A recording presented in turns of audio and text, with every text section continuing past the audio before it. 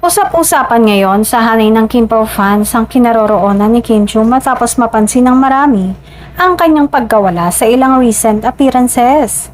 Dahil dito, umarangkada na naman ang mga haka-haka ng masugid na tagahanga ng tambalang Kim Pao. Nagsimula ang spekulasyon ng magbahagi si Paolo Avellino ng IG Reel tungkol sa kanyang bagong biling kamera na gagamitin umano niya sa isang biyahe.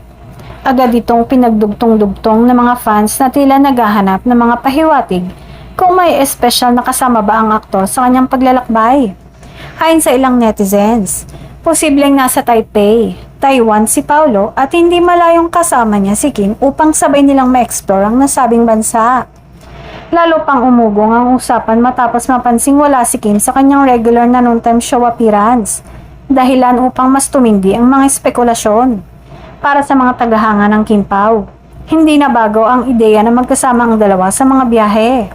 Marami ang naniniwalang mas gusto ni Paolo na may kasama si Kim sa kanyang mga travel adventure, lalo na't ilang beses na rin itong naibahagi ang mga larawan at video ng aktres na siya mismo ang kumuha, kabilang ang ilan sa kanilang mga kuha sa Paris.